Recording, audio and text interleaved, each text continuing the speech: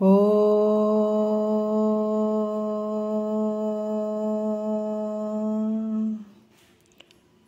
ಗುರುರ್ಬ್ರಹ್ಮ ಗುರುರ್ವಿಷ್ಣು ಗುರುರ್ದೇವೋ ಮಹೇಶ್ವರಃ ಗುರು ಸಾಕ್ಷಾತ್ ಪರಬ್ರಹ್ಮ ತಸ್ಮೈ ಶ್ರೀ ಗುರವೇ ನಮಃ.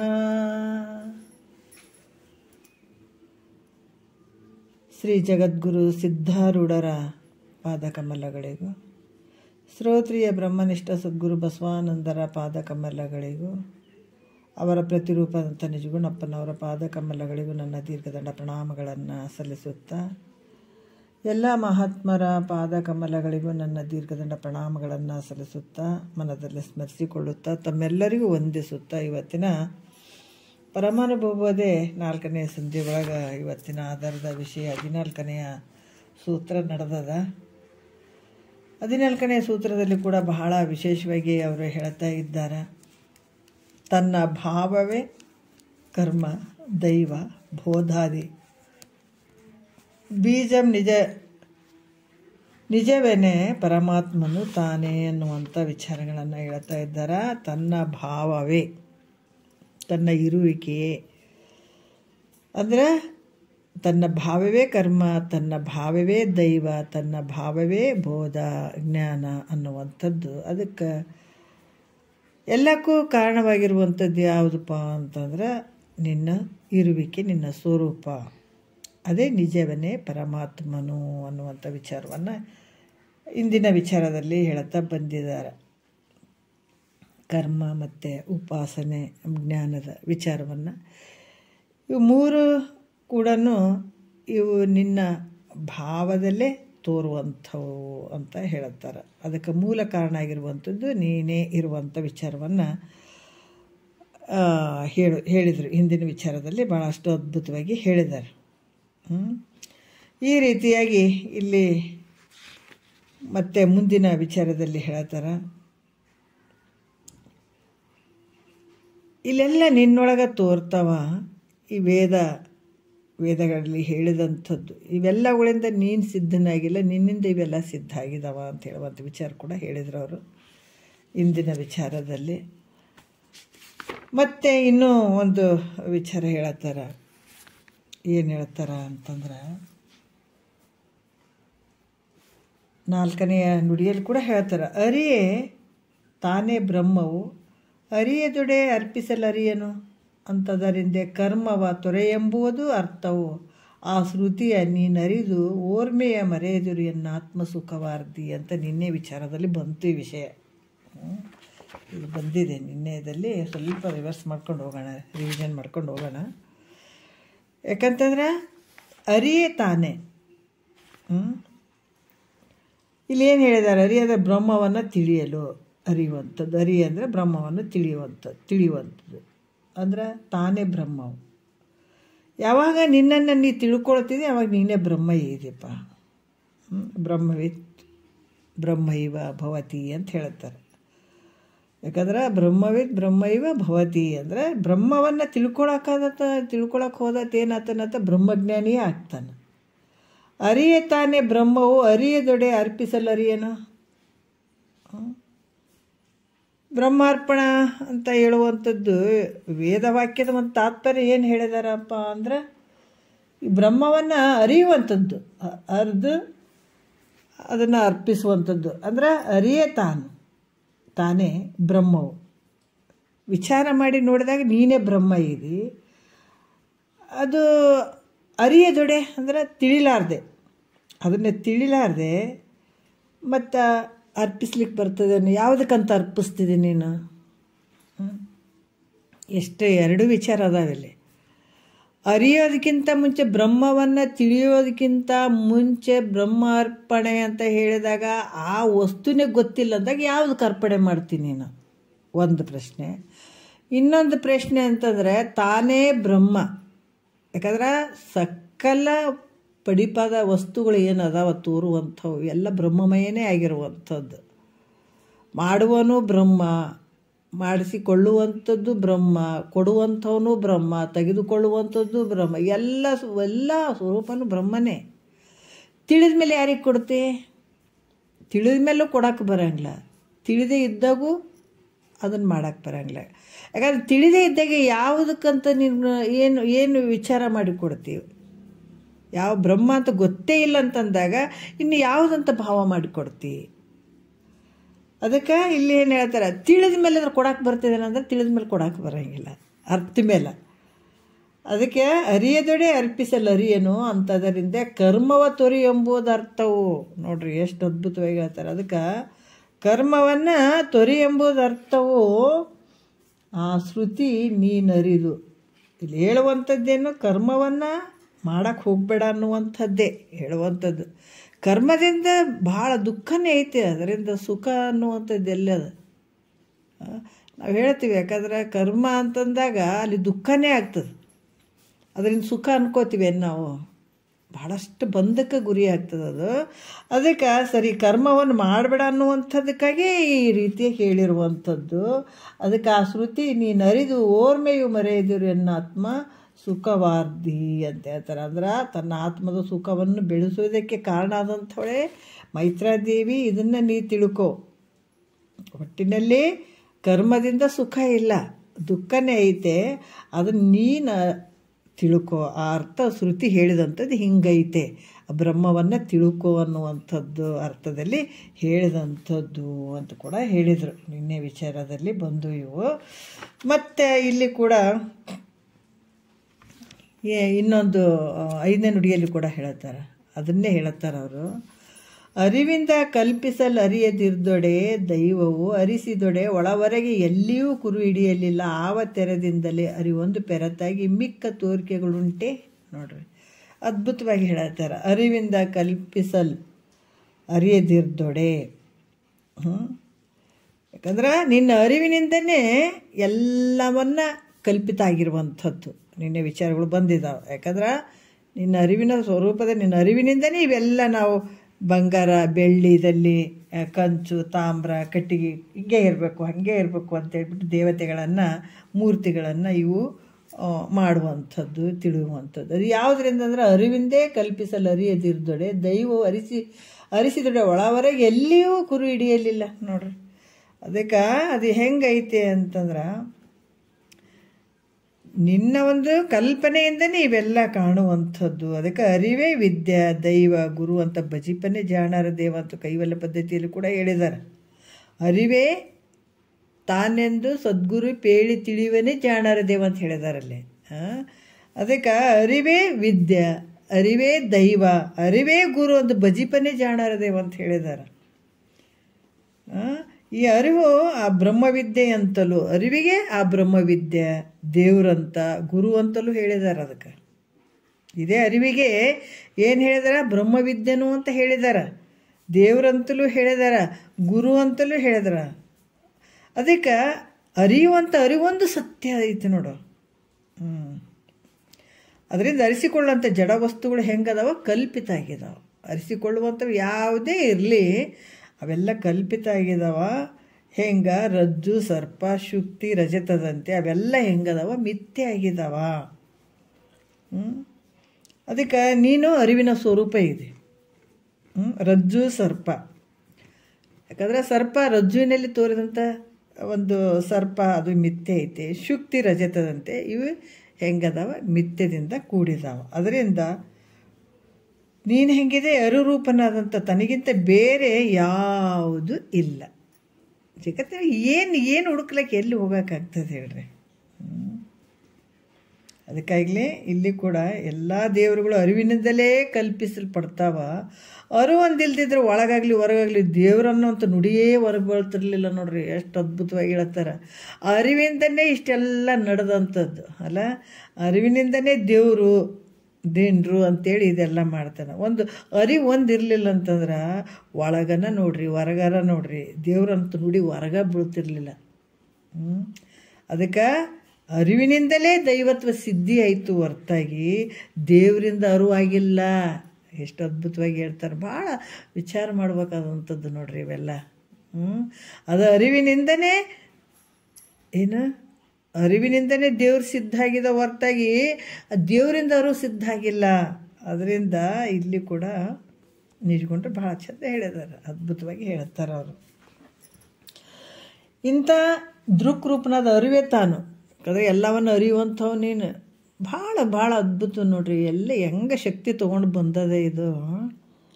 ಅದರಿಂದ ತಾನೇ ದೇವರು, ಎಲ್ಲವನ್ನು ಅರಿಯುವಂಥವು ನೀನೇ ಅದಲ್ಲ, ಮತ್ತು ನಿನ್ನ ಬಿಟ್ಟರೆ ಏನೈತೆ. ಆರನೇ ನುಡಿ ಎಲ್ಲಿ ಹೇಳ್ತಾರೆ, ಅದರಿಂದ ದೈವ ಆನೆಂಬುದೇ ಶ್ರುತಿಸಿದ್ದ ನೂರೇ ನಂಬಿದ ಪುರುಷರಿಗೆ ಸದಮಳ ಮುಕ್ತಿ ಅಪ್ಪುದು ಬೇರೆ ದೈವವೆಂಬುದು ದಿಟಕ್ಕಿಲ್ಲದು ಪರಮಾರ್ಥ. ಏನು ಅದ್ಭುತ ಹೇಳ್ತಾರ, ಏನು ಹೇಳ್ತಾರೆ.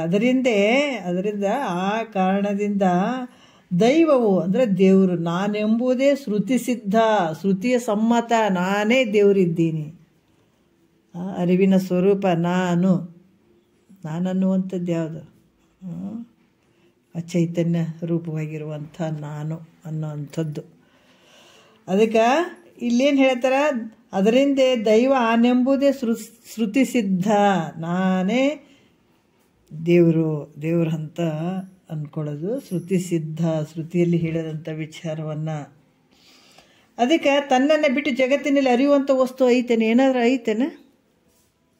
ನಿನ್ನನ್ನು ಬಿಟ್ಟು ಜಗತ್ತಿನಲ್ಲಿ ಅನ್ಯ ವಸ್ತು, ಎಲ್ಲ ವಸ್ತುಗಳು ನಿನ್ನಿಂದನೇ ತಿಳಿಸಿಕೊಳತ್ತವ. ದೇವ್ರುಗಳನ್ನು ಹಿಡ್ಕೊಂಡು ಈ ಗಣಪತಿಗೆ ಇಷ್ಟೆಲ್ಲ ಮಾಡೀವಿ. ಗಣಪತಿನ ಯಾರು ಮಾಡಿದ್ದೀವಿ? ಮಣ್ಣು ತಂದು ಕಲಿಸಿ ಅದನ್ನು ಮಾಡಿ ಒಂದು ವರ್ಷ ತನಕ ಮಾಡ್ತಾರೆ. ಗಣಪತಿಗಳನ್ನು ಮಾಡುವಂತಲ್ಲಿ 1 ವರ್ಷ ತನಕ ಗಣಪತಿನ ಮಾಡಿ ಇಟ್ಕೊತಾರೆ. 1 ವರ್ಷದಾಗ ಎಲ್ಲ ಏನು ಮಾಡ್ತಾರೆ, ಎಲ್ಲವನ್ನು ಮಾರಿಬಿಡ್ತಾರೆ. ಹಂಗೆ ಈಗ ಗಣಪತಿ ಹಿಂಗೇ ಇರ್ಬೇಕಂತ ಯಾರು ಮಾಡಿದ್ರು? ಇಂಥ ಕಲ್ಪನೆ ಎಲ್ಲಿ ಬಂತು? ನಿನ್ನೊಳಗೆ ಬಂತು. ಮಣ್ಣನ್ನು ಮಾಡಿದೆ, ಅದು ಹಿಂಗೆ ಗಣಪತಿ ಇರ್ಬೇಕಂತ ಎಲ್ಲವನ್ನ ಮಾಡಿದೆ, ಮತ್ತು ಅದನ್ನು ತಂದು ಒಂದು ಕಡೆ ಕುಂದಿರ್ಸಿದಿ. ಈಗ ನೀನೇ ಪೂಜೆ ಮಾಡ್ತಿದ್ದಿ, ಎಲ್ಲಟ್ಟು ಮಾಡ್ತಿದ್ದಿ, ಮತ್ತು ಎಲ್ಲ ವಿದ್ಯೆ ಬುದ್ಧಿ ಕೊಡಪ್ಪ ಅಂತ ನೀನೇ ಬೇಡ್ಕೋತಿದ್ದಿ. ನೀ ಮಾಡಿದಾಗ ನೀನೇ ಬೇಡ್ಕೋತಿ, ವಿದ್ಯೆ ಬುದ್ಧಿ ಕೊಡಪ್ಪ ಅಂತ ನೀನೇ. ಹೌದಿಲ್ಲ? ಯಾರು ಮಾಡಿದ್ರದು? ನೀನೇ ಮಾಡಿದಿ. ನೀನೇ 7 ದಿವ್ಸ ಕುಂದಿರ್ಸಿದಿ, 5 ದಿವ್ಸ ಕುಂದಿರ್ಸಿದಿ, 9 ದಿವ್ಸ ಕುಂದಿರ್ಸಿದಿ, ಕುಣಿದಾಡಿದಿ, ಮೆರೆದಾಡಿದಿ, ಅದಕ್ಕೆ ಕೊಡಪ್ಪ ಇದು ಕೊಡಪ್ಪ ಅಂತ ಕೇಳಿದಿ, ಒಯ್ದು ನೀನೇ ಹಾಕಿ ಬಂದಿ. ಮತ್ತು ನಿನ್ನನ್ನು ಅರಿಸಿಕೊಳ್ಳುವಂಥದ್ದು, ನಿನ್ನನ್ನು ಅರಿಯುವಂಥದ್ದು ಏನಾರು ಜಗತ್ತಿನೊಳಗೆ ಐತೇನೋ ಅಂದರೆ ಇಲ್ಲ. ಅದಕ್ಕೆ ಇಲ್ಲಿ ಕೂಡ ಏನು ಹೇಳ್ತಾರ, ಅರಿಯುವಂಥದ್ದು ಜಗತ್ತಿನೊಳಗೆ ಅರಿಸಿಕೊಳ್ಳುವಂಥದ್ದೆಲ್ಲ ಐತೆ, ಆದ್ರೆ ಅರಿಯುವಂಥ ವಸ್ತು ಬೇರೊಂದು ಇಲ್ಲವೇ ಇಲ್ಲ, ನಿನ್ನನ್ನು ಅರಿಯುವಂಥ ವಸ್ತು. ಅದರಿಂದ ಏನೈತೀಗ ಶ್ರುತಿ ಪ್ರಮಾಣ ಕೂಡ ಹೇಳತ್ತದ, ನೀನೇ ಪರಮಾತ್ಮ. ಅದಕ್ಕೆ ಈ ಅರ್ಥವನ್ನು ನಾವು ಸ್ವಂತ ಹೇಳಿಲ್ಲ ಅಂತ ಹೇಳ್ತಾರೆ ಅವ್ರು ಮೈತ್ರ. ನೋಡ್ರಿ ಎಷ್ಟು ಅದ್ಭುತವಾಗಿ ಹೇಳ್ತಾರೆ. ಇದು ಕಪೋಲ ಕಲ್ಪನೆಯಿಂದ ಹೇಳುವಂಥದ್ದಲ್ಲ, ಅದು ಹೇಳಿಲ್ಲ ನಾವು. ಇದು ಪ್ರಜ್ಞಾನಂ ಬ್ರಹ್ಮ. ಅದ ಪ್ರಜ್ಞಾನಂ ಬ್ರಹ್ಮ, ಈ ಜ್ಞಾನವೇ ಬ್ರಹ್ಮ ಅಂತ ಶ್ರುತಿ ಸಾರ್ತಾ ಇದೆ. ಅರಿವೇ ಏನು? ನಿನ್ನ ಸ್ವರೂಪ ಹೆಂಗೈತೆ ಅಂದ್ರೆ ಅರಿವಿನ ಸ್ವರೂಪನೇ ಬ್ರಹ್ಮ ಐತೆ ಅಂತ ಶ್ರುತಿ ಕೂಡ ಹೇಳ್ತದ. ಆದ್ರೆ ಈ ಅರಿವು ಹೆಂಗೈತಪ್ಪ ಅಂದ್ರೆ ಚತುರ್ಮುಖ ಬ್ರಹ್ಮ ಅದನ್ನಲ್ಲ. ಈ ಚತುರ್ಮುಖ ಬ್ರಹ್ಮನ ಮೊದಲು ಮಾಡಿಕೊಂಡು ಸಣ್ಣ ಇರುವೆ ಪರ್ಯಂತರ ಇರುವಂಥ ಎಲ್ಲ ಪ್ರಾಣಿಗಳಲ್ಲಿ ತುಂಬಿಕೊಂಡಿರುವಂಥದ್ದು ಈ ಅರಿವು. ಅದಕ್ಕೆ ಇಲ್ಲಿ ಕೂಡ ನೀನು ಹೆಂಗಿದೆ, ರೂಪನೇ ಇದ್ದೀನಿ. ಎಲ್ಲ ಕಡೆ ಒಂದು ಸಣ್ಣ ಇರುವೆ ಮೊದಲು ಮಾಡಿ. ಅದಕ್ಕೆ ಜ್ಞಾನಿಗಳು ಹೆಂಗೆ ನೋಡ್ತಾರೆ, ಎಲ್ಲ ರೂಪನೂ ನೋಡ್ತಾರೆ. ಬಯಲು ಎಲ್ಲ ಕಡೆ ಐತಿಲ್ಲ, ಎಲ್ಲ ಒಂದು ಮಠದಾಗ ಐತೆ, ಗುಡ್ಸಲ್ದಾಗ ಐತೆ, ಜೋಪಡಿ ಒಳಗೆ ಐತೆ, ಮನೆಯಲ್ಲೇ ಐತೆ, ಅರಮನೆಯಲ್ಲೇ ಐತೆ. ಎಲ್ಲ ಕಡೆ ಇರುವಂಥ ಬೈಲು ಬೇರೆ ಬೇರೆ ಬೈಲು ಅದಾವಂತೀವೇನ ನಾವು. ಉಪಾಧಿ ಬೇರೆ ಬೇರೆ ಇರ್ಬೋದು, ಅದ್ರ ಒಳಗಡೆ ಇರುವಂಥ ಬೈಲು ಒಂದೇ ಐತಲ್ಲ. ಅದ್ರಂಗೆ ಸಕಲ ಜೀವರಾಶಿಗಳು, ಇವನ್ ಚತುರ್ಮುಖ ಬ್ರಹ್ಮನ್ ಹಿಡ್ಕೊಂಡು ಸಕಲ ಜೀವಿಗಳೇನದಾವ ಅಲ್ಲಿಯ ಪರ್ಯಂತರ ಈ ಅರಿವೇ ತುಂಬಿದೆ, ಎಲ್ಲರಲ್ಲಿ ತುಂಬಿದೆ. ಅದಕ್ಕೆ ರೂಪನೂ ನೀನು ಅಂದಮೇಲೆ ನಾನು ಆತ್ಮನು, ಆತ್ಮ ಸ್ವರೂಪ. ಈ ಆತ್ಮ ಎಲ್ಲಕ್ಕೂ ಆಧಾರವಾಗಿರುವಂಥವನು. ಇದೇ ಆತ್ಮನೇ ದೇವತೆಗಳಿಗೂ ಆಧಾರ ಆಗಿರುವಂಥವನು, ಅಸುರರಿಗೂ ಆಧಾರವಾಗಿರುವಂಥವನು, ಪ್ರಾಣಿ ಪಕ್ಷಿಗಳಿಗೂ ಆಧಾರವಾಗಿರುವಂಥದ್ದು, ಗಿಡ ಮರಗಳಿಗೂ ಆಧಾರವಾಗಿರುವಂಥದ್ದು, ಮನುಷ್ಯರಿಗೂ ಆಧಾರವಾಗಿರುವಂಥವನು ಇದೇ ಆತ್ಮ. ಅದಕ್ಕೆ ತಾನು ದೇವರಂತ ಹೇಳೋದರಲ್ಲಿ ಯಾವ ಸಂದೇಹವೂ ಇಲ್ಲ. ಹೌದಪ್ಪ, ನಿನ್ನನ್ನು ಅರಿಯುವಂಥವನು ಒಬ್ಬನು ಅದಾನ, ಬೇರೆ ಅದಾನಂತಂದ್ರೆ ಅದು ಲೆಕ್ಕ ಬೇರೆ. ಆದರೆ ಜಗತ್ತಿನೊಳಗೆ ನಿನ್ನನ್ನು ಅರಿಸಿಕೊಳ್ಳುವಂಥದ್ದು ಏನಾದರೂ ಅಂದ್ರೆ ನಿನ್ನನ್ನು ಅರಿಯುವಂಥದ್ದು ಏನಾರು ಐತೇನೆ ಜಗತ್ತಿನೊಳಗೆ? ಇಲ್ಲವೇ ಇಲ್ಲ. ಎಲ್ಲವನ್ನು ಅರಿಯುವಂಥವನು ನೀನೇ. ಎಲ್ಲವೂ ನಿನ್ನೊಳಗೆ ಐತೆ. ನೀನು ಅರಿಲಿಲ್ಲ ಅಂದರೆ ಏನು ಇಲ್ಲವೇ ಇಲ್ಲ. ಇಲ್ಲಿ ಅರಿವಿನ ಸ್ವರೂಪನೇ ನೀನು. ಯಾಕಂದ್ರೆ ನಿನ್ನ ಸ್ವರೂಪನೇ ಅರಿವು. ಅದೇ ಒಂದು ಅರಿವಿನ ಸ್ವರೂಪ. ಎಲ್ಲವನ್ನು ಅರಿಯುವಂಥವ್ನು ನೀನು. ಜಾಗ್ರನೂ ನೀನೇ ಅರಿತಿ, ಸ್ವಪ್ನನೂ ನೀನೇ ಅರಿತಿ, ಸುಸುಪ್ತಿ ನೀನು ಅರಿತಿ, ಎಲ್ಲನೂ ನೀನೇ ಅರಿಯುವಂಥವ್ನು. ಎಲ್ಲವನ್ನು ಅರಿಯುವಂಥವನೇ ನೀನೇ ಇದೆಯಪ್ಪ. ಅದಕ್ಕೆ ಇಲ್ಲಿ ಕೂಡ ಹೇಳ್ತಾರ, ನೀನು ದೇವರು ಅಂತ ಹೇಳುವಲ್ಲಿ ಯಾವ ಸಂದೇಹವೂ ಇಲ್ಲ ನೋಡು ಮೈತ್ರ. ಈಗ ಹೇಳಿದವರ್ತವನು ಯಾಕಂತಾರ, ಈಗ ಹೇಳಿದಂಥ ಅರ್ಥವನ್ನು ಯಾರಾದರೂ ನಂಬುವರೋ ಅವರು ನಿತ್ಯವಾಗಿಯೂ ಈ ಅರ್ಥವನ್ನು ಪಕ್ಕ ನಂಬಬೇಕು. ಈಗ ಇದನ್ನು ಅರ್ಥ ಮಾಡಿಕೊಂಡು ನಾವು ಇದನ್ನು ಕೇಳಲಾರ್ದಾಗ ಎಲ್ಲ ನಡೀಲಿ. ಪೂಜೆ ಪುರಸ್ಕಾರ ದೇವ್ರು ಬೇರೆ ಅದಾನಂತ ತಿಳ್ಕೊಳ್ಳಿ. ಆದ್ರೆ ಇದು ಕೇಳಿದ್ರು ಕೂಡ ಮತ್ತೆ ದೇವ್ರು ಬೇರೆ ಅದಾನಂತ ಭಾವದಲ್ಲಿ ಅಂದ್ಕೊಂಡು ಬಿಟ್ರೆ ಎಂಥ ಅನರ್ಥ ರೀ ಇದು. ಹೌದಲ್ಲ? ಗುರು ಹೇಳ್ತಾ ಇದ್ದಾನ, ಅರಿವಿನ ಸ್ವರೂಪ ನೀನಿದೆ, ನೀನೇ ದೇವರು. ಯಾಕಂದ್ರೆ ನಿನ್ನನ್ನು ಅರಿಯುವಂಥ ಜಗತ್ತಿನೊಳಗೆ ಯಾವ ವಸ್ತು ಇಲ್ಲವೇ ಇಲ್ಲ. ಎಲ್ಲ ನಿನ್ನೊಳಗೆ ತೋರ್ತದೆ. ಪ್ರತಿಯೊಂದು 14 ಲೋಕಗಳು ನಿನ್ನೊಳಗೆ ತೋರ್ತಾವ. ನೀನೇ ದೇವರಪ್ಪ ಅಂತ ಇದನ್ನು ಯಾರು ಗುರು ಹೇಳಿದ ಮೂಲಕ ತಿಳ್ಕೊಂಡು ಇದನ್ನು ಯಾರು ನಂಬ್ತಾರೋ ಅವರು ನಿತ್ಯವಾಗಿಯೂ ದೋಷರಹಿತವಾಗಿಯೂ ಮೋಕ್ಷವನ್ನು ಪಡೀತಾರ ಅಂತ ಹೇಳ್ತಾರೆ. ಮೋಕ್ಷ ಅಂದ್ರೇನು? ಸದ್ಗುರು ಹೇಳಿದಂಥ ವಾಕ್ಯವನ್ನು ಭಾಳ ಚಂದ ಕೇಳೋದು. ಇಲ್ಲರಿ, ಗುರುಗಳು ಹಂಗೆ ಹೇಳ್ತಾರೆ, ನಮಗೆ ದೇವರು ಇವತ್ತೇನು ಪೂಜೆ ಮಾಡಲಿಲ್ಲ ಅಂದ್ರೆ ಆಯಿತು, ನಮಗೆ ಏನು ಮಾಡಿಬಿಡ್ತಾನೇನಂತ ಭಯ. ಮತ್ತು ಗುರುವಾಕ್ಯ ಇಷ್ಟು ಧೈರ್ಯ ಕೊಡ್ತಾನಂದ್ರೂ ಕೂಡ ಮತ್ತು ನಾವು ಹಂಗೆ ಮಾಡ್ತೀವಿ ರೀ. ನಾವು ಹಂಗೆ ದೇವ್ರಂದ್ಗಾನೆ ಇವತ್ತು ಉಪವಾಸ ಇರಲಿಲ್ಲ ಅಂದ್ರೆ ಗಡ ನಡಿಗ್ಬಿಡ್ತೀವಿ. ಏನು ಮಾಡಿಬಿಡ್ತಾನೆ ನಮಗಂತ ಇಷ್ಟೆಲ್ಲ ಎದುರ್ತೀವಿ. ಈ ಕಡೆ ಗುರುವಾಕ್ಯನೂ ಕೇಳ್ತೀವಿ, ಈ ಕಡೆ ಎದುರ್ತೀವಿ ಅಂದ್ರೆ ಎಷ್ಟು ಜನ್ಮಕ್ಕೆ ನಿನಗೆ ಮೋಕ್ಷ ಆಗ್ತದೆ ಹೇಳು? ಹಿಂಗೆ ಅಂಜ್ಕೊಂಡು ಕುಂತ್ರೆ ನಿನಗೆ ಯಾವಾಗ ಮೋಕ್ಷ ಆಗ್ತದೆ? ಮತ್ತು ಗುರುವಾಕ್ಯದ ಮೇಲೆ ನಂಬಿಕೆನೇ ಇರಲಿಲ್ಲ ಅಂದ್ರೆ ನೀನು ಯಾವಾಗ ಈ ಬಂಧನದಿಂದ ಪಾರಾಗ್ತಿ? ಯಾಕಂದ್ರೆ ನಿನಗೆ ಬಿಡ್ಸಕ್ಕೆ ಬಂಧನದಿಂದ ಪಾರು ಮಾಡಾಕತ್ತ ಬಂದಾನ. ಮತ್ತು ಹಂಗೆ ನಾನು ನಡ್ಕಂತ ಸಾಯ್ತೀನಿ ರೀ. ದೇವ್ರು ಇವತ್ತೇನು ಮಾಡಿ, ದೇವ್ರಿಲ್ಲ ಅಂತ ಹೇಳಿಲ್ಲ, ಇದು ಒಂದು ತಿಳ್ಕೊಳ್ರಿ. ದೇವರು ಅದಾನ, ಆದರೆ ಏನು ದೇವ್ರು ಎಲ್ಲಿದ್ದಾನಂತ ನಾವು ತಿಳ್ಕೊಳ್ಬೇಕು. ಈಗೇನು ಹೊರಗೆ ದೇವ್ರು ಗುಡಿ ಗುಂಡರ್ದಾಗ ದೇವ್ರುಗಳನ್ನು ನೋಡಕತ್ತೀಯಲ್ಲ, ಆ ದೇವ್ರು ನಿನ್ನ ಅರಿವಿನ ಸ್ವರೂಪನೇ, ಬೇರೆ ಏನಿಲ್ಲ. ಇಲ್ಲರಿ ಮತ್ತು ದೇವ್ರು ಇಲ್ಲ ಅನ್ನಕತ್ತಾರಂತ ನಾವೇನು ಹಂಗೆ ಅದ್ರ ಮೇಲೆ ಭಕ್ತಿ ಬರಬಾರ್ದೇನ್ರಿ? ಹಂಗೆ ಅಂತಲ್ಲ. ಆ ಭಕ್ತಿ ಎಲ್ಲಿಡು? ಆ ನಿನ್ನ ಅರಿವಿನ ಸ್ವರೂಪನೇ ಆ ದೇವ್ರ ಹತ್ರ ಹೋಗ್ಬೇಡ ಅಂತಲ್ಲ, ನೀವು ಹೋಗು ಆ ದೇವ್ರ ಹತ್ರ ನೋಡು. ಹೆಂಗೆ ನೋಡ್ತೀನಿ ನೀನು? ದೇವ್ರನ್ನ ತಿಳ್ಕೊಳ್ಳೋದಕ್ಕಿಂತ ಮುಂಚೆ ನೀನು ಹೆಂಗಿದ್ದಿ? ಗುರು ಹೇಳೋದಕ್ಕಿಂತ ಮುಂಚೆ ಹೆಂಗಿದ್ದಿ? ಅಪ್ಪ ದೇವ್ರು ಬೇರೆ ನಾನು ಬೇರೆ, ಅದು ಏನು ಮಾಡಿಬಿಡ್ತದೆ ಏನಿಲ್ಲ. ಹೌದಾ? ಒಂದು ದಿವಸ ಉಪವಾಸ ಇರ್ತಿದ್ದೆ, ಪ್ರತಿ ವಾರ ಒಂದೊಂದು ವಾರ ಉಪವಾಸ ಇರ್ತಿದ್ದೆ, ಒಂದು ದಿವಸ ಉಪವಾಸ ಇರ್ತಿದ್ದೆ. ತಿರ್ಲಿಲ್ಲ ಅಂದರೆ ಏನು ಮಾಡ್ತಾನೋ ಏನಿಲ್ಲ, ಅಥವಾ ಕಾಯಿ ಕರ್ಪೂರ ಕೊಡಲಿಲ್ಲ ಅಂದರೆ ಏನು ಮಾಡ್ತಾನೋ ಏನಿಲ್ಲ, ಏನಾದರೂ ಮಾಡಲಿಲ್ಲ ಅಂದರೆ ಏನು ಮಾಡ್ತಾನೋ ಏನಿಲ್ಲ ಅಂತ ಭಯ ಇತ್ತಿಲ್ಲ ಮೊದಲ. ಗುರುವಾಕ್ಯಕ್ಕಿಂತ ಕೇಳೋದಕ್ಕಿಂತ ಮುಂಚೆ ಭಯ ಇತ್ತು ನಿನಗೆ. ಗುರು ಏನು ಹೇಳಕತ್ತಾನ? ಯಾವುದು ಎಲ್ಲವನ್ನು ಅರಿಯುವಂತಹ ನೀನು, ಅರಿವಿನ ಸ್ವರೂಪ ನೀನೇ, ಬ್ರಹ್ಮ ನೀನೇ, ಪರಮಾತ್ಮ, ಎಲ್ಲ ದೈವ ಸಕಲ ಎಲ್ಲ ನೀನೇ ಅಂತ ಹೇಳ್ಬಿಟ್ಟಿದ್ದಾನಂದಾಗ ಅದೇನು ಮಾಡ್ತದೆ ನನಗೆ? ನೀ ತಿಳ್ಕೊಬೇಕಿಲ್ಲ, ದೇವ್ರು ನನ್ನಿಂದ ತಿಳಿಸಿಕೊಳಕತ್ತದ, ನಾನೇ ದೇವರು ಅಂತ ನೀನು ಯಾವಾಗ ದೃಢ ಮಾಡ್ಕೊಳತಿ ಆವಾಗ ನೀನು ದೇವ್ರ ಗುಡಿಗೇನು ಬೇಡ ಅನ್ನಂಗಿಲ್ಲ, ಹೋಗು, ನೀನು ಭಕ್ತಿನೇ ಮಾಡು, ಇಲ್ಲ ಅಂತಿಲ್ಲ. ಏನು ಭಕ್ತಿ ಹೆಂಗೆ ಮಾಡ್ತೀನಿ ನೀನು ಅಲ್ಲೇ? ದೇವರು, ಆ ದೇವರಿಗೆ ನಾವು ಹೋದ್ರೂ ಕೂಡ ನನ್ನ ಸ್ವರೂಪ ಅಂತ ತಿಳ್ಕೊ. ಆ ದೇವರು ನನ್ನ ಅರಿವಿನ ಸ್ವರೂಪ. ಪ್ರತಿಯೊಂದು ಏನೇ ತಿಳ್ಕೊ, ನಿನ್ಗೆ ಹೋಗ್ಬೇಡ. ಅಲ್ಲ ಗುರುಗಳು ಹಿಂಗೆ ಹೋಗ್ಬೇಡ ಅಂತಾರ, ಭಕ್ತಿ ಮಾಡಬೇಡ ಅಂತ, ಹಂಗಲ್ಲ ಅದು. ಯಾಕಂದ್ರೆ ನೀನೇನು ಭಿನ್ನತೆ ಮಾಡಿದ್ದೀನಿ ನಿನ್ನ ಭಾವದೊಳಗೆ, ಆ ದೇವ್ರು ಬೇರೆ ನಾನು ಬೇರೆ, ಅಲ್ಲಿ ಭಯ ಇತ್ತು ಅಂತಂದಾಗ ನಿನಗೆ ಯಾವ ಕಾಲಕ್ಕೆ ಆನಂದ ಆಗಂಗಿಲ್ಲ. ಇಲ್ಲಿ ನಿರ್ಭಯವನ್ನಾಗಿ ಮಾಡುವಂಥ ಒಂದು ಸದ್ಗುರು ಅದಾನ. ಆ ದೇವ್ರು ಏನೂ ಮಾಡಂಗಿಲ್ಲ. ನನ್ನ ಸ್ವರೂಪ ನಾನು ಅರ್ಥಕೊಳ್ತಾ ಇದ್ದೀನಿ, ಎಲ್ಲವನ್ನ ತಿಳ್ಕೊಳ್ತಾ ಇದ್ದೀನಿ ಅಂತ ನಿನ್ನ ಭಾವದಲ್ಲಿ ಬಂದಾಗ ಅದೇ ದೇವರೇ ಕೈ ಮುಗೀತದೆ ನಿನಗೆ. ಬಾ ಬಾ ಬಾ ಬಾ ಅಂತದೆ. ಯಾಕಂದ್ರೆ ಒಬ್ಬ ಜ್ಞಾನಿಗೆ ಬರುವಿಕೆಗೆ ಕಾಯ್ತದೆ ದೇವರು.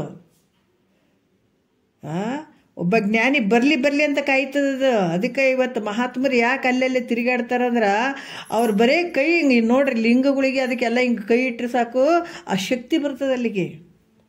ಒಬ್ಬ ಮಹಾತ್ಮ ಎಲ್ಲ ಕಡೆ ತಿರುಗಾಡ್ತಾನೆ. ಯಾಕೆ ತಿರುಗಾಡ್ತಾನೆ ಅಂದ್ರೆ ಅವು ದೇವತೆಗಳು ಅವು ದೇವ್ರುಗಳು ಕೂಡ ಬರುವಿಕೆಗೆ ಕಾಯ್ತಾ ಇರ್ತಾವೆ, ಮಹಾತ್ಮರು ಬರಲಿ ಅಂತವ. ಭಾಳಷ್ಟು ಕೆಲಸಗಳತ್ತವ. ಅದಕ್ಕೆ ಮಹಾತ್ಮರು ತಿರುಗಾಡ್ತಾ ಇರ್ಬೇಕಂತ ಯಾಕೆ ಹೇಳ್ತಾರಂದ್ರೆ ಅವರ ಒಂದು ಸ್ಪರ್ಶ ದರ್ಶನದಿಂದ ಎಷ್ಟೋ ಜನ ಪುಣ್ಯಾತ್ಮ ಜೀವಿಗಳು ಉದ್ಧಾರ ಆಗ್ತಾವ. ಅಲ್ಲಿ ಬರುವಂಥ ಜನರು ಏನಿರ್ತಾವ ಅವೆಲ್ಲ ಉದ್ಧಾರ ಆಗ್ತಾರೆ ಅವರು. ಆತನ ಒಂದು ಮುಖ ನೋಡಿದಾಗ, ಆತನ ಸ್ಪರ್ಶ ಮಾಡಿದಾಗ ಅಲ್ಲಿ. ಮತ್ತು ನಾವು ಈಗ ಶ್ರೀಶೈಲ ಅಂತಲ್ಲಿ ಹೋದಾಗ ನಾವು ಇದು ಲಿಂಗವನ್ನು ಮುಟ್ಟಿ ನಾವು ಇದು ಮಾಡ್ತೀವಿ, ಹಿಂಗೆ ಮುಟ್ಟಿ ಬೇಡ್ಕೊಳ್ತೀವಿ, ಹೌದಾ? ಅಜ್ಞಾನಿಗಳು ಮುಟ್ಟಿದಾಗ ಅಲ್ಲಿರುವಂಥ ಶಕ್ತಿ ಕ್ಷಯ ಆಗ್ತದಲ್ಲಿ. ವ್ಯತ್ಯಾಸಗಳು ನೋಡ್ರಿ. ಅಜ್ಞಾನಿಗಳು ಹೋಗ್ತಾರೆ, ಜ್ಞಾನಿಗಳು ಹೋಗ್ತಾರೆ. ಮತ್ತು ಜ್ಞಾನಿಗಳು ಯಾಕೆ ಹೋಗ್ತಾರೆ? ದೇವ್ರು ಅದನ್ನಂತ ಹೋಗ್ತಾರಲ್ರಿ ಅಂತ ಪ್ರಶ್ನೆ ಬರ್ಬೋದು. ಅವರು ದೇವರು ಇರ್ತದಂತಲೇ ಹೋಗ್ತಾರಲ್ರಿ. ಮತ್ತು ಅಜ್ಞಾನಿಗಳು ಹೋಗ್ತಾರೆ, ಮತ್ತು ಆತನು ದೇವ್ರು ಅದನ್ನಂತ ಹೋಗ್ತಾನಂತಂದಾಗ ಮತ್ತು ಹೆಂಗ್ರಿ ಅಂತ ಹಿಂಗೆ ಹೇಳ್ಬೋದು. ಜ್ಞಾನಿ ಅಜ್ಞಾನಿಗಳು ತಿರುಗಾಡೋದಕ್ಕೆ ವ್ಯತ್ಯಾಸಗಳು ಇರ್ತಾವೆ. ಯಾತ್ರೆ ಮಾಡೋಕೆ ವ್ಯತ್ಯಾಸಗಳು ಇರ್ತಾವೆ. ಅವರೆಲ್ಲ ನನ್ನ ಸ್ವರೂಪ ಅಂತ ತಿಳ್ಕೊಂತ ತಿರುಗಾಡ್ತಿರ್ತಾರೆ. ನೀನು ಅದು ಬೇರೆ ಇದು ಬೇರೆ ಅಂತ ತಿರುಗಾಡ್ತಿರ್ತೀವಿ.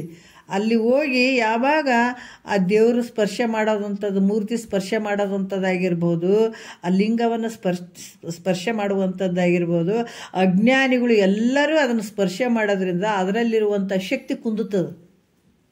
ಅದ್ರ ಒಬ್ಬ ಜ್ಞಾನಿ ಅಲ್ಲಿ ಹೋಗ್ತಾನೆ, ಆತನೂ ಹೋಗ್ತಾನೆ, ಹೋಗಿ ಅದನ್ನು ಸ್ಪರ್ಶ ಮಾಡೋದ್ರಿಂದ ಏನಾಗ್ತದ, ಅಲ್ಲಿ ಮತ್ತೊಂದಿಷ್ಟು ಶಕ್ತಿ ಉತ್ಪನ್ನ ಆಗ್ತದೆ. ಅದಕ್ಕೆ ಆ ರೀತಿಯಾಗಿ ಜ್ಞಾನಿ ಓಡಾಡ್ತಾನೆ. ಆದರೆ ಹೋಗ್ಬೇಡ ಅಂತಲ್ಲ, ಬಟ್ ಎಲ್ಲ ಸ್ವರೂಪ ತಾನಂತ ತಿಳ್ಕೊಂಡಿರ್ತಾನತ ಜ್ಞಾನಿ. ಅದಕ್ಕೆ ಇಲ್ಲಿ ಕೂಡ ಏನಾಗ್ತದ, ಯಾರು ನೀನೇ ಪರಮಾತ್ಮ ಅಂತ ಸದ್ಗುರು ಹೇಳಿರ್ತಾನಲ್ಲ, ನೀನೇ ಪರಮಾತ್ಮ, ನೀನೇ ಆ ದೇವರು ಅಂತ ಹೇಳಿದಾಗ ಇದನ್ನು ಯಾರು ನಂಬುತ್ತಾರೋ ಅವರು ನಿತ್ಯವಾಗಿಯೂ ದೋಷರಹಿತವಾಗಿಯೂ ಇರುವ ಮೋಕ್ಷವನ್ನು ಪಡಿತಾರ. ಅಷ್ಟು ಒಂದು ಶಕ್ತಿ ಇರ್ತದೆ ನೋಡ್ರಿ ಅಲ್ಲಿ. ಅದಕ್ಕೆ ನಿನ್ನನ್ನು ಬಿಟ್ಟು ಎಲ್ಲದ ದೇವರು ಹೇಳ್ರಿ? ಎಲ್ಲ ನಿನ್ನೊಳಗೆ ಆದಂತಂದಾಗ, ಎಲ್ಲವನ್ನು ಅರಿಯುವಂಥವು ನೀನೇ ಅಂದಾಗ, ನಿನ್ನನ್ನು ಅರಿಯುವಂಥದ್ದು ಯಾವುದು ಇಲ್ಲ ಅಂದಾಗ ಮತ್ತು ದೇವ್ರು ಎಲ್ಲಿ ಅದಾನ ಹೇಳ್ರಿ? ಅದಕ್ಕೆ ಬೊಮ್ಮವನ ಅರಿವೆನೆಂದು ಬಳಲುವರು ತಮ್ಮ ನೇತಿಗಳಿದು ಅನ್ಯವನೇ ನೋಡಿ ಮನುಜರು. ಎಲ್ಲಿ ಅದಾನ? ಪರಮಾತ್ಮನ ಅರ್ಥಕೊಳ್ತೀನಿ ಅಂತ ಒಳಗೆ ಎಷ್ಟು ಬಳಲ್ತಾ ಇದ್ದಾವ ನೋಡು. ಅಲ್ಲಿ ತಿಳ್ಕೊತೀನಿ, ಇಲ್ಲಿ ತಿಳ್ಕೊತೀನಿ, ಅಲ್ಲಿ ಅದಾನ ಇಲ್ಲಿ ಅದಾನಂತ ಸುತ್ತಿ ಸುತ್ತಿ ಸುತ್ತಿ ಬಳಲಿ ಬೆಂಡಾಗಿ ಹೋಗ್ಬಿಡ್ತಾರೆ. ಅದರ ಆನಂದ ಐತೇನು ಅದ್ರಾಗ? ಇಲ್ಲ. ಅದಕ್ಕೆ ತಿಳಿದು ಮೊದಲ ತತ್ವಕುಳವೆಲ್ಲವನ್ನು ನೇತಿಗಳೆದು ನಿನ್ನಲ್ಲೇ ನೀನು ನೋಡ್ಕೊಳ್ಬೇಕಾಗ್ಯದ. ಆವಾಗ ನಿನಗೆ ದೇವ್ರು ಎಲ್ಲಿದ್ದಾನ ಅಂತ ಗೊತ್ತಾಗ್ತದೆ. ಅದಕ್ಕೆ ಕಸ್ತೂರಿ ಮೃಗದ್ದು ಒಂದು ದೃಷ್ಟಾಂತ ಹೇಳ್ತಾರಲ್ಲ, ಎಲ್ಲ ಕಡೆ ಅಲ್ದಾಡ್ತದು, ಒಂದಲ್ಲ ಎರಡಲ್ಲ, ಎಲ್ಲ ಕಡೆ ತಿರುಗಿ ತಿರುಗಿ ತಿರುಗಿ ತಿರುಗಿ ಎಲ್ಲಿ ಬಂತು ವಾಸನೆ ಬಂತು ಅಂತ ತಿರುಗಾಡ್ತು. ಎಲ್ಲಿ ಅಂತ ಗೊತ್ತಾಗಲಿಲ್ಲ. ಬಂದು ಸುಸ್ತಾಗಿಬಿಟ್ಟು ಹಿಂಗೆ ಮುಖ ಇಟ್ಕೊಂಡು ಮಲಗಿತು. ವಾಸನೆ ಬರೋಕತ್ತಿತ್ತು ತನ್ನ ಹೊಟ್ಟೆಯಲ್ಲೇ, ನಾಭಿ ಸ್ಥಳದಲ್ಲಿರುವಂಥ ಆ ಒಂದು ಗಡ್ಡೆಯಿಂದನೇ ಸುಗಂಧ ಭರಿತವಾದಂಥ ವಾಸನೆ ಬರ್ತಿತ್ತು. ಅವಾಗ ಗೊತ್ತಾಯ್ತು ಬೇರೆ ಎಲ್ಲಿ ಇಲ್ಲಪ್ಪ, ಇಲ್ಲೇ ಐತಂತ. ಹಾಗಾಗಿ ಇಲ್ಲಿ ಕೂಡ ತಿರುಗಿ ತಿರುಗಿ ತಿರುಗಿ ಎಲ್ಲಿ ತಿರುಗಾಡಿದ್ರೇನ್ರಿ ಹುಚ್ಚು ನಾಯಿ? ಎಲ್ಲಿ ತಿರುಗಾಡಿದ್ರೆ ಏನಿಲ್ಲ, ನಿನ್ನನ್ನು ನೀ ಅರ್ಥಕೊಂಡಾಗೆ ಭಗವಂತ ನೀನೇ ಇದೆಪ್ಪ. ಅದಕ್ಕೆ ಇಲ್ಲಿ ಹೇಳ್ತಾರೆ ಮೈತ್ರ, ತನ್ನನ್ನು ಬಿಟ್ಟು ದೇವರೆಂಬುದು ಎಲ್ಲಿಯೂ ಇಲ್ಲ ಅನ್ನುವಂಥ ಭಾವ. ನಿನ್ನನ್ನು ಬಿಟ್ಟು ಅದಕ್ಕೆ ನೇತಿಗಳೆದು ಅನ್ಯವನೇ, ತನ್ನನ್ನೇ ನೇತಿಗಳೆದು. ಇಲ್ಲಿ ತಪ್ಪಿಬಿಟ್ಟದು ದಾರ ನಮ್ಗೆ. ಕೌದಿಗೆ ಎಷ್ಟು ಸಲ ಗಂಟು ಹಾಕಿದ್ರು ಕೂಡ ದಾರಕ್ಕೆ ಅದು ಗಂಟೆ ಇಲ್ಲ ನಮಗೆ. ಬರೀ ಒಲಿಯೋದು ಒಂದೇ ಕೈ, ಆದರೆ ಗಂಟೆ ಇಲ್ಲ. ಹೆಂಗೆ ಗಂಟಿಲ್ಲ? ಎಲ್ಲ ಹುಡುಕ್ತಾ ಇದ್ದೀವಿ, ದಶಮ ಪುರುಷನಂಗೆ ಎಲ್ಲ ಕಡೆ ಹುಡುಕ್ತಾ ಇದ್ದೀವಿ, ಆದರೆ ನಮ್ಮನ್ನು ಬಿಟ್ಬಿಟ್ಟಿವಿ. ಇಲ್ಲಿ ಯಾಕೆ ನಮ್ಗೆ ದುಃಖ ಆಗ್ಯದ ಅಂತಂದ್ರೆ ದಶಮ ಪುರುಷನ ಒಂದು ದೃಷ್ಟಾಂತ ಭಾಳ ಚಂದ ಕೊಡ್ತಾರೆ. 10 ಮಂದಿ ಒಳಿದಾಟಿದ್ರು ಒಬ್ಬ ಎಲ್ಲೋ ಅದನ್ನು ಯಾರಾದ್ರೂ ಒಬ್ಬರು ತಪ್ಪಿಸ್ಕೊಂಡೇವೆ ಏನು ಮಾಡಿದ್ವಿ ಅಂತ ನಿಂತು ಎಣ್ಸಕ್ಕೆ ಶುರು ಮಾಡಿದ್ರು. 9 ಮಂದಿ ಅಳಕ್ಕೆ ಶುರು ಮಾಡಿಬಿಟ್ರು. ಒಬ್ಬ ತಪ್ಪಿಸ್ಕೊಂಡು ಹೋಗ್ಬಿಟ್ಟ. ದುಃಖ ಅಳದೆ ಎಲ್ಲರೂ ಶುರು ಮಾಡಿದರು. ಅಲ್ಲ, ಯಾಕೆ ಶುರು ಮಾಡಿದ್ರಲ್ಲಿ ಅಂದ್ರೆ ತನ್ನನ್ನು ಬಿಟ್ಟೆ ನಾವು ಎಣಸ್ಕೊಳ್ಳೋದು, ತನ್ನನ್ನು ಬಿಟ್ಟು ಉಳಿದದ್ದು ಎಣ್ಸಕತ್ತೇನಂದಾಗ ಮತ್ತು ನಮ್ಮನ್ನು ತಿಳ್ಕೊಳ್ಳಾರ್ದೆ ಇಡೀ ಜನ್ಮಾಂತರ ಮೇಲೆ ಹೊರಗೆ ಹುಡುಕ್ತೀವಿ ಅಂದಾಗ ನಿನಗೆ ಯಾವಾಗ ಆನಂದ ಆಗ್ತದೆ ಹೇಳು? ಆಗ್ತದೇನ? ಹಾಂ, ಅದಕ್ಕೆ ಮೊದಲ ತನ್ನನ್ನು ಬಿಟ್ಟು ದೇವರೆಂಬುದು ಎಲ್ಲೂ ಇಲ್ಲ. ಅದಕ್ಕೆ ತನ್ನನ್ನೇ ಬಿಟ್ಟು ತನ್ನನ್ನು ತಿಳ್ಕೊಳ್ಳಾರ್ದ ಅನ್ಯವನ್ನು ನೋಡಿದ್ರೆ ಭಾಳ ಅನರ್ಥ ಆಗ್ತದೆ ಮೈತ್ರ. ಅದಕ್ಕೆ ಈ ಅರ್ಥ ನೋಡ್ರಿ, ಇದು ಭಾಳ ಗೂಢವಾದದ್ದು ವಿಚಾರ. ಅದಕ್ಕೆ ರಹಸ್ಯವಾದಂಥ ವಿಚಾರಗಳಿವು. ಅದಕ್ಕೆ ಗುರು ಶಿಷ್ಯರದು ಹೆಂಗದಂದ್ರೆ, ಗುರು ಹೇಳುವಂಥದ್ದು ಶಿಷ್ಯ ಕೇಳುವಂಥದ್ದು ಈ ಭಾಳಷ್ಟು. ಅದಕ್ಕೆ ಪರಮ ವಿರಕ್ತಂಗೆ ಎಲ್ರಿಗೆ ಹೇಳುವಂಥದ್ದು ಇದು ಅಲ್ಲ. ಈ ಜ್ಞಾನ ಹೆಂಗಂದ್ರೆ, ಮೊದಲ ಗುರು ಶಿಷ್ಯರ ಒಂದು ಸನ್ನಿಧಾನದಲ್ಲಿ ಕೂತ್ಕೊಂಡು ರಾತ್ರಿ ಟೈಮ್ನಲ್ಲಿ ಎಲ್ಲರೂ ಮಲಗಿದಾಗ ಗಪ್ಚುಪ್ಪಾಗಿ ಕುಂತು ಆ ಶಿಷ್ಯ ಪ್ರಶ್ನೆ ಕೇಳೋದು, ಗುರು ಉತ್ತರ ಕೊಡೋದು, ಈ ಸಂವಾದ ನಡೀತಿದ್ವು ಮೊದಲ. ಹಾಂ, ಬಟ್ ಈಗೂ ಅದಾವ ಇಲ್ಲಂತಿಲ್ಲ. ಬಟ್ ಕೇಳೋರು ಮಾತ್ರ ಉಳಿತಾರೆ ಅಷ್ಟೇ. ಕೇಳಾರ್ದವ್ರು ಹೋಗ್ಬಿಡ್ತಾರೆ ಜೊಳ್ಳದು. ಈಗ ಕಾಳುಗಳು ಇರ್ತಾವೆ, ಕೇರಿದಾಗ ಏನಾಗ್ತದೆ, ಅದು ಎಲ್ಲ ತೌಡುಗಳು ಹೋಗ್ಬಿಡ್ತಾವೆ, ಹೌದಿಲ್ಲ? ಬರೀ ಬೀಜಗಳು ಮಾತ್ರ ಉಳಿತಾವೆ ಚಂದ ಗಟ್ಟಿವು. ಅದೇ ರೀತಿ ಕೂಡ ಇದ್ರಾಗ ಆ ಥರ ಈ ಪುಣ್ಯ ಇರಲಿಲ್ಲ ಅಂತಂದರೆ ಎಲ್ಲ ಹೋಗ್ಬಿಡ್ತಾವ. ಪುಣ್ಯ ಇದ್ದವ್ರು ಮಾತ್ರ ಇಲ್ಲಿ ಕೂತ್ಕೋತಾರ. ಇಲ್ಲಿ ಭಾಳ ಗೂಢಾರ್ಥ. ಅದಕ್ಕೆ ನಿಜಗೊಂಡ್ರು ಹೇಳ್ತಾರೆ, ಇದು ವಿಚಾರ ಭಾಳ ಗೂಢಾರ್ಥವಾದಂಥದ್ದಿದು, ಜನ್ಮನೇ ಸಾರ್ಥಕ ಮಾಡುವಂಥದ್ದಿದು. ಇದು ಗುರು ಶಿಷ್ಯರು ಅದಕ್ಕೆ ಹೇಳ್ತಾರೆ ಪರಮ ವಿರಕ್ತಂಗೆ ಅಂತ ಹೇಳ್ಯಾರ ಅವರು.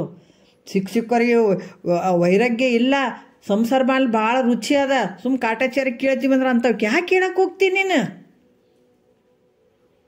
ಅಂಥವ್ಕೆ ಹೇಳಕ್ಕೆ ಉಸಿರು ಬೇಡ ಅಂತ ಹೇಳ್ತಾರೆ. ಮನೆಗೆ ಮಕ್ಕಳೇ ಕೇಳಲಿಲ್ಲ ಅಂದ್ರೆ ಅವ್ರು ಹೇಳಕ್ಕೆ ಹೋಗ್ಬೇಡ ಅಂತಾರೆ ಅವರು. ಇದು ಒಂದು ದೊಡ್ಡ ಸಂಪತ್ತಿದು. ಯಾರಾದರೂ ದೊಡ್ಡ ಮನೆಗೆ ರೊಕ್ಕ ಭಾಳ ಇಟ್ಟಿವಿ, ಆಲ್ಮರ್ಯಾಗ ರೊಕ್ಕ ಇಟ್ಟಿವಿ, ಬರ್ರಿ ನಿಮಗೆ ಕೊಡ್ತೀವಿ ರೊಕ್ಕ ಅಂತಂತಾರೇನ? ನಮ್ಮಲ್ಲಿ ಸಂಪತ್ತೈತಿ ಭಾಳ ಕೊಡ್ತೀವಿ ಅಂತಾರೆ, ಬರ್ರಿ ಕೊಡ್ತೀವಿ ಅಂತಾರೆ ಎಲ್ಲರಿಗೆ? ಇಲ್ಲಲ್ಲ. ಯಾರು ಭಾಳ ಕಷ್ಟ ಐತಪ್ಪ ಅಂತಂದಾಗ ಅವರಿಗೆ ಕೊಡ್ಬೇಕು ಅನ್ನಿಸ್ದಾಗ ಒಂದು ತೆಗೆದ್ಕಿಸಿ ಇಷ್ಟು ಕೊಡ್ತಾರೆ, ಹೌದಿಲ್ಲ? ಅದೇ ರೀತಿ ಕೂಡ ಇಲ್ಲಿ ಏನು ಹೇಳ್ತಾರೆ, ನೀವು ಬರ್ರಿ ಎಲ್ಲನೂ ಹೇಳ್ತೀವಿ ಅಂತಂತಾರೆ ಏನಂದ್ರೆ ಗುರುಗಳು ಸಾಧ್ಯ ಇಲ್ಲ. ಅದಕ್ಕೆ ಪರಮ ವಿರಕ್ತಂಗೆ ಪರತರ ಶಿಷ್ಯಂಗೆ ಅಂತ ಹೇಳ್ತಾರೆ ಅವರು. ಅಂದ್ರೆ ಪರಮ ವಿರಕ್ತನಾಗಿರ್ಬೇಕು ಹರ ಗುರುವೇ ಗತಿ ಅಂತ ಅನ್ಬೇಕತ್ತ. ಸಂಸಾರ ಅನ್ನುವಂಥದ್ದು ಆಗಿರ್ಬೇಕತ್ತಗ. ಅದಕ್ಕೆ ಪರಮ ವಿರಕ್ತಂಗೆ ಪರತರ ಶಿಷ್ಯಂಗೆ, ಶ್ರೇಷ್ಠವಾದಂಥ ಶಿಷ್ಯ ಪರತರ ಶಿಷ್ಯಂಗೆ, ಪರಮಾರ್ಥ ಅರಿವ ಆತ್ಮ ತನುಜಂಗೆ. ಅದನ್ನು ತಿಳ್ಕೊಳ್ಬೇಕು ತಿಳಿಯುವಂಥ ಅಂಥ ಶಿಷ್ಯನಿಗೆ ಪರಮ ರಹಸ್ಯದಳು ಅಂತ ಹೇಳ್ತಾರೆ ಅವರು. ಪರಮ ರಹಸ್ಯದಳು ಭಾಳಷ್ಟು. ಪರಮ ಅಂದ್ರೆ ಗೊತ್ತಲ್ಲ, ಶ್ರೇಷ್ಠ. ಅಂಥ ಒಂದು ರಹಸ್ಯದಳು ಒರೆಯುವುದು ಕರ್ಮ ತತ್ಪರರಿಗೆ ಅರುಪಲಾಗೋದು ಇದನ್ನೊಮ್ಮೆ ಅಂತ ಹೇಳ್ತಾರೆ ಅವರು. ಅವು ಕರ್ಮಿಗಳು ಅವು ಮಾಡಿ ಸತ್ತು ಹೋಗ್ತಾವವು ಅಷ್ಟೇ. ಅವು ಹೆಂಗಿರ್ತಾವ, ಆ ದೇವ್ರು ಬೇರೆ ನಾನು ಬೇರೆ ಅಂತ ಕುಂತಿರ್ತಾವ, ಕರ್ಮಗಳು ಮಾಡ್ತಾವ. ಏನು ಕರ್ಮಿಗೇಡಿದೆಲ್ಲ ಅಂತ ಅಂತೀವಿಲ್ಲ. ಕರ್ಮ ಅಂದವ್ರಿಗೆ ಯಾರನ್ನ ಸುಖದಾಗ ಅದಾರಂತಂತಾರೆ ಅವರಿಗೆ, ಏನು ಕರ್ಮಿ ಅದಲ್ಲ ಇದು ಅಂತಂತೀವಿಲ್ಲ. ಅದಕ್ಕೆ ಕರ್ಮ ಅಂತ ಕರ್ಮಿಗೇಡಿಗಳಿಗೆ ಒಂದು ಚೂರು ಅರಿಬೇಡ. ಗುರುವಾಕ್ಯನೇ ಶ್ರೇಷ್ಠ ಅನ್ಬೇಕು. ಗುರುವಾಕ್ಯ ಶ್ರುತಿ ಸ್ಮೃತಿ, ಗುರುವಾಕ್ಯವೇ ಶ್ರುತಿ, ಗುರುವಾಕ್ಯವೇ ಸ್ಮೃತಿ, ಗುರುವಾಕ್ಯವೇ ಪುರಾಣಾಗಮ, ಗುರುವಾಕ್ಯವೇ ಸಕಲ ಸಿದ್ಧಿಗಳಾಗು, ಗುರುವಾಕ್ಯವೇ ಮೋಕ್ಷ ಗತಿ ಎತ್ತು ಅಂತ ಯಾರು ಭಾವ ಮಾಡ್ಕೊಂಡು ಕುಂತು ಗುರು ಹೇಳಿದ ತಕ್ಷಣ ಪಟ್ನೆ ಹಿಡ್ಕೊಂಡು ಅದನ್ನು ಯಾರು ಸ್ವೀಕಾರ ಮಾಡಿ ಆ ಪ್ರಕಾರ ನಡೀತಾರ ಅಂಥವ್ರಿಗೆ ಹೇಳು ನೀನು.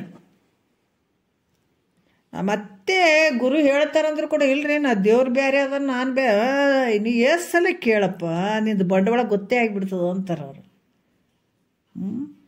ಅದಕ್ಕೆ ಇಲ್ಲಿ ಕೂಡ ಅದ್ಭುತವಾಗಿ ಅದಕ್ಕೆ ಪರಮ ರಹಸ್ಯದಳು ಒರೆಯುವುದು ಕರ್ಮ ತತ್ಪರರಿಗೆ ಅರುಪಲಾಗೋದು ಇದನ್ನೊಮ್ಮೆ ಅಂತ ಹೇಳ್ತಾರೆ. ಹೇಳಬೇಡ, ಯಾಕೆ ಹೇಳಕ್ಕೆ ಹೋಗ್ತಿ, ಅವ್ರಿಗೆ ಹೇಳಲೇಬಾರ್ದು. ಅದಕ್ಕೆ ಈ ವಿಚಾರ ಏನು ಹೇಳಿದಾರ, ಏನು ಹೀಗೆ ಹೇಳಿದ್ರಲ್ಲ, ಪ್ರಜ್ಞಾನಂ ಬ್ರಹ್ಮ, ನೀನೇ ಪರಬ್ರಹ್ಮ ಸ್ವರೂಪ ಇದು ಶಿಷ್ಯನಿಗೆ ಬಹಳ ಪ್ರೀತಿಯಿಂದ ಬೋಧನೆ ಮಾಡ್ತಾನೆ ರೀ ಸದ್ಗುರುನಾಥ.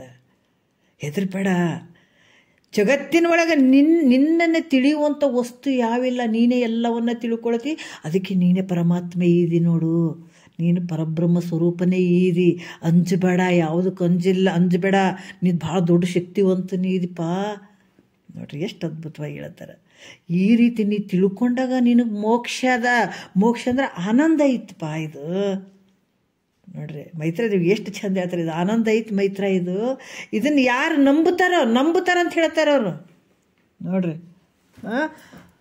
ಇದನ್ನು ಯಾರು ಅದಕ್ಕೆ ಹೇಳ್ತಾರೆ, ಅದರಿಂದೇ ದೈವ ನೆಂಬುವುದೇ ಶ್ರುತಿ ಸಿದ್ಧ.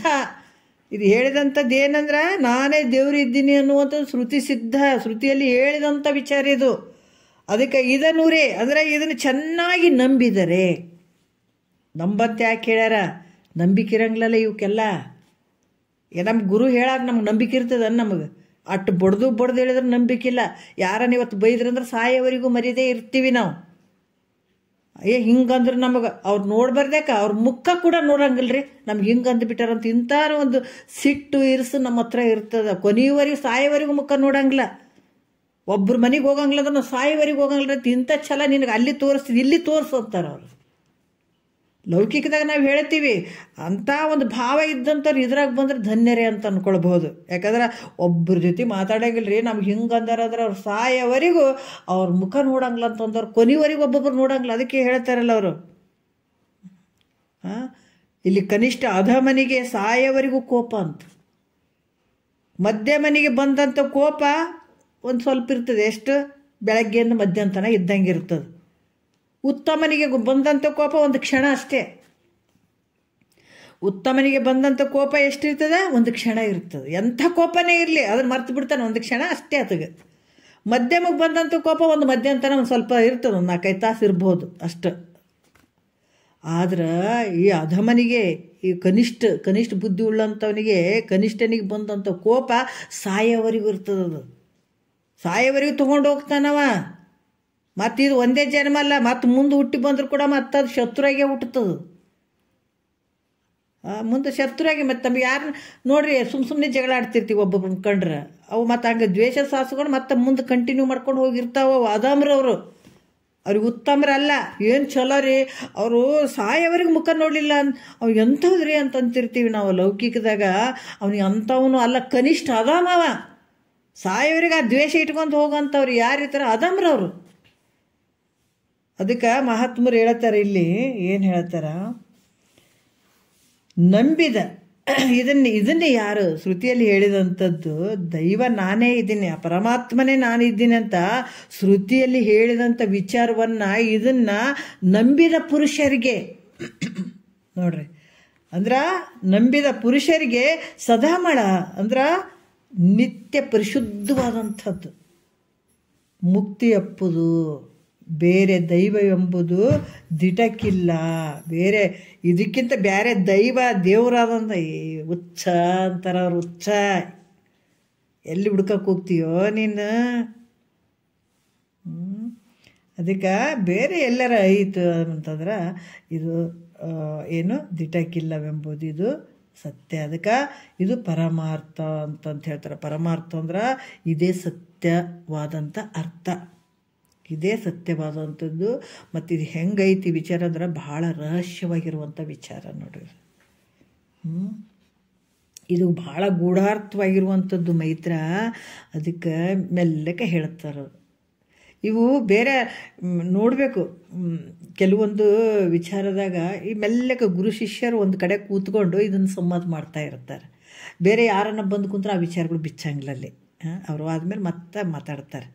ಅದಕ್ಕೆ ಇಲ್ಲಿ ಕೂಡ ಮೈತ್ರ ಇದು ಭಾಳ ಗೂಢಾರ್ಥ ಐತಿ ನೋಡು, ಇದನ್ನು ಚೆನ್ನಾಗಿ ನಂಬಲಿಲ್ಲ ಅಂದ್ರೆ ಮತ್ತು ಗಂಟು ಹಾಕದೆ ಕೌದಿ ಹೊಲ್ದ್ರೆ ಏಸು ಜನ್ಮಗಳು ಬಂದ್ರಿ ಅನ್ನೋದು ಅರ್ಥನೇ ಆಗ್ತದಲ್ಲ. ಮುಂಜಾನೆ ಸಂಜೆ ತನನ ಒಲಿ, ನೀವು ಹುಟ್ಟಿನ ಸಾಯೋವರೆಗೆ ನಾ ಕೌದಿ ಒಲಿ, ಗಂಟು ಇರ್ಲಾರ್ದು ಕೌದಿ ಏಟು ಹೊಲ್ದ್ರೂ ಅದು ಕೌದಿ ಆಗ್ತದೇನೋ? ಇಲ್ಲಲ್ಲ, ಎಲ್ಲ ಬಿಚ್ಕೊಂಡು ಹೋಗ್ತಾವೆ. ಸಣ್ಣ ಇವೆಲ್ಲ ಸಣ್ಣ ಸಣ್ಣ ಬಟ್ಟೆಗಳು ಹೆಚ್ಚಿ ಹೊಲ್ದಿರ್ತಾರೆ, ಹೊಲಿಬೇಕಾಗ್ತದೆ ಕೌದಿ ಅಂದ್ರೆ, ಅವೆಲ್ಲ ಬಿಚ್ಕೊಂಡು ಹೋಗ್ಬಿಡ್ತಾವೆ. ಅದಕ್ಕೆ ಈ ನಂಬಿಕೆ ಅನ್ನುವಂಥದ್ದು ಇಟ್ಕೊಂಡೆ ಅಂತಂದ್ರೆ ಇದು ನಿನ್ನನ್ನು ಪಾರು ಮಾಡ್ತದೆ ಬಂಧನದಿಂದ. ಅದಕ್ಕೆ ಶ್ರುತಿಯಲ್ಲಿ ಹೇಳಿದಂಥ ವಾಕ್ಯಗಳನ್ನು ನೀನು ನಂಬಿದಾಗ ನೀನು ಮೋಕ್ಷ, ನಿನಗೆ ಪರಿಶುದ್ಧವಾದಂಥ ಮೋಕ್ಷ ಆಗ್ತದೆ, ದೋಷರಹಿತವಾದಂಥ ಮೋಕ್ಷ ನಿನಗೆ ಆಗ್ತದೆ ಮೈತ್ರ. ಇದು ಗೂಢಾರ್ಥವಾದಂಥದ್ದು. ಇದು ನಿನ್ನ ಸಲುವಾಗಿ ಹೇಳ್ತೀನಿ ಅಂತಾರೆ ನೋಡ್ರಿ. ನಿನ್ನ ಸಲುವಾಗಿ ಇದು ಪ್ರತಿಪಾದನೆ ಮಾಡಿದ್ದೀನಿ, ತಿಳ್ಕೊ ಮೈತ್ರ, ತಿಳಿ ಇದನ್ನು ಅಂತ ಹೇಳ್ತಾರೆ. ಅದಕ್ಕೆ ನಂಬಿಕೆ ಅನ್ನೋದು ಭಾಳ ಮುಖ್ಯ. ನಮ್ಗೆ ಏನಂದ್ರೆ ಸದ್ಗುರು ಹೇಳಿದ ತಕ್ಷಣ ನಮಗೆಲ್ಲ ಪಟ ಪಟ ಪಟ ಪಟ ಅಜ್ಞಾನ ಅನ್ನುವಂಥ ಭಾವ ಏನು ಅದು ಇದು ಅಂತ ಅಂದ್ಕೊಂಡು ಎಲ್ಲ ಸಿಡಿದು ಹೋಗಿಬಿಡ್ಬೇಕು. ಗುರುವಾಕ್ಯ ಏನು ಹೇಳಿದ್ರೆ ಅದು ಒಂದೇ ಉಳ್ಕೊಂಡ್ಬಿಡ್ಬೇಕು ನೋಡ್ರಿ, ಹಂಗಾಗಿಬಿಡ್ಬೇಕು. ಯಾವಾಗ ಬರ್ತಂದ್ರೆ ಗುರುವಾಕ್ಯವನ್ನು ನಂಬಿದಾಗ. ನಂಬಲಿಲ್ಲ ಅಂದ್ರೆ ನೀನು ಹಂಗೆ ಹೇಳ್ರಿ ಗುರುಗಳೇ, ನಾವು ಹಿಂಗೆ ಮಾಡ್ತೀವಿ ರೀ, ಹಿಂಗೆ ನಾವೆಲ್ಲ ಮಾಡ್ಕೊತಿರ್ತೀನಿ, ಹಂಗೆ ಹೇಳ್ರಿ ಅಂದ್ರೆ ಒಂದು 20 ವರ್ಷ ಕೇಳ್ರಿ. ಈ ವಿಷಯ ಇರಲಾರ್ದಂಥದ್ದು, ಇದು ನಂಬಿಕೆ ಇರಲಂಥ ಶಾಸ್ತ್ರ ಒಂದು 10 ವರ್ಷ 15 ವರ್ಷ ಕೇಳ್ರಿ. ಕೇಳಿ 15 ವರ್ಷ ಕೇಳಿ ಬಿಟ್ಟಿವಿ ಅನ್ನಂಗೆ ಆಗ್ತದ ವಿನ ನಿಮ್ಗೆ ಅಳವಡಂಗಿಲ್ಲ ಅಂತಿದ್ರು ಗುರುಗಳು. ಹಾಗಾಗಿ ನಂಬಿಕೆಯೇ ಸಾಂಬನುಲಿಮೆಗೆ ಕಾರಣ ಅನ್ನುವಂಥ ವಿಚಾರದಲ್ಲಿ ಹೇಳ್ತಾರೆ. ನಂಬಿಕೆ ಅದಕ್ಕೆ ಹೇಳ್ತಾರೆ, ನಂಬಿದ ಪುರುಷರಿಗೆ ಸದಮಳ ಮುಕ್ತಿ ಎಪ್ಪುದು, ಬೇರೆ ದೈವವೆಂಬುದು ದಿಟಕ್ಕಿಲ್ಲವಿದು ಪರಮಾರ್ಥ. ನೋಡು, ಬೇರೆ ಕಡೆ ಅಲ್ಲಿ ದೇವರು ಇಲ್ಲದ, ಇದೆಲ್ಲ ಸುಳ್ಳು ಮೈತ್ರ, ಸುಳ್ಳು. ನಿನ್ನ ಅರಿವಿನ ಸ್ವರೂಪನೇ ಎಲ್ಲ ಇರುವಂಥದ್ದು. ಅದೇ ಒಂದು ಬ್ರಹ್ಮ, ಅದೇ ಪರಮಾತ್ಮ, ಅದೇ ಆನಂದ, ಅದೇ ಮುಕ್ತಿ. ಹಿಂಗೆ ತಿಳ್ಕೊ ಅಂತ ಹೇಳ್ತಾರೆ. ಮತ್ತು ಇಲ್ಲಿ ಕೂಡ ಹೇಳ್ತಾರೆ, ಏನು ಹೇಳ್ತಾರೆ ನೋಡೋಣ.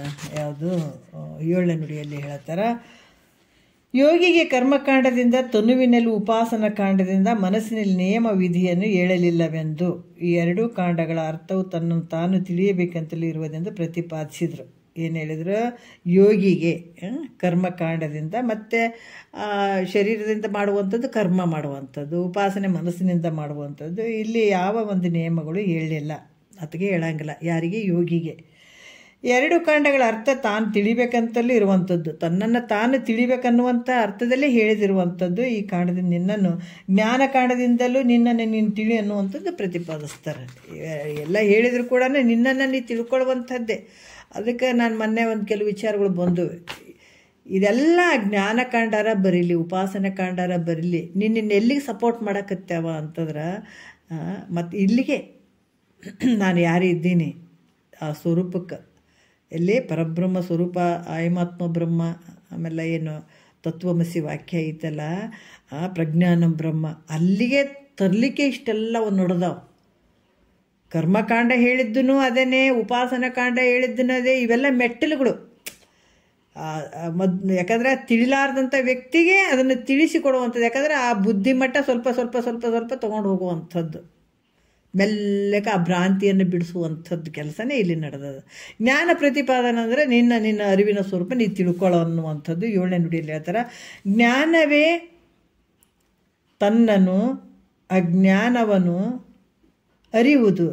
ನೋಡ್ರಿ ಏನು ಹೇಳ್ತಾರ ಅಂತಂದ್ರೆ, ಇಲ್ಲಿ ಕೂಡ ಜ್ಞಾನವೇ ತನ್ನನ್ನು ಮತ್ತು ಅಜ್ಞಾನವನ್ನು ಅರಿಯುವುದೆಂಬ ಈ ನುಡಿಗೆ ಅರ್ಥವಿಂತಿದು ತಾನೇ ತನ್ನಿಂದ ಅನ್ಯವೇನು ಮಿಲ್ಲವೆಂಬುದು ನೀನದನ್ನು ಎಳಿಸಿ ನೋಡಲೇ ನೀರೇ ಅಂತ ಹೇಳ್ತಾರೆ.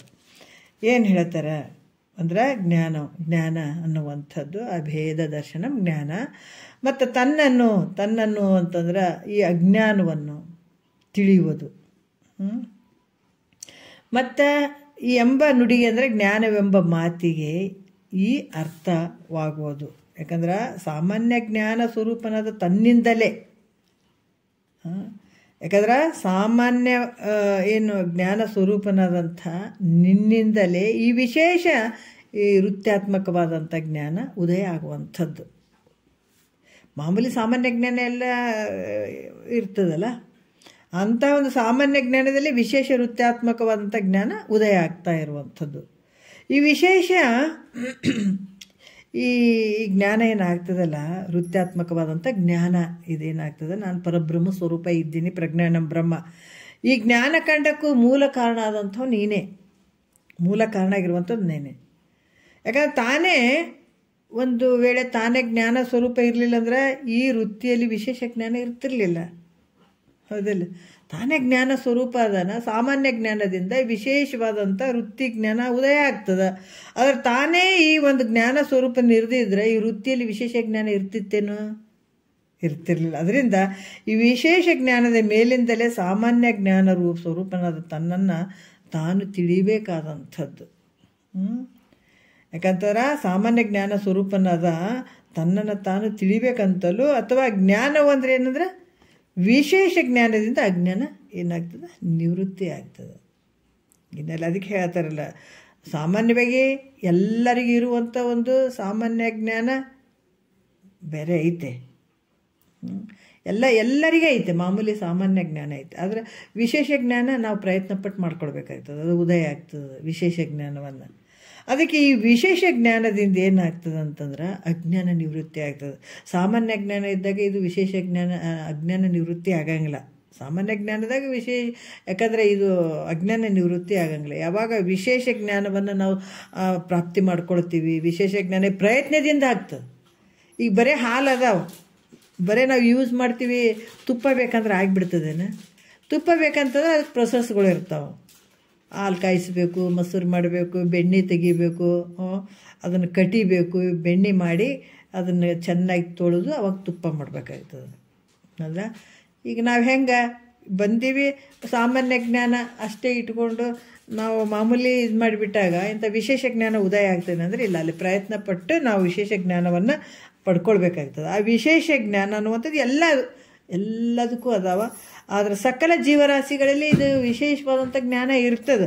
ಆದ್ರೆ ಈ ಮನುಷ್ಯನ ಮಾತ್ರ ಇದನ್ನು ಪಡ್ಕೊಳಕ್ಕೆ ಸಾಧ್ಯ ಆಗ್ತದೆ, ಉಳಿದ ಶರೀರಗಳಿಗಿಲ್ಲ.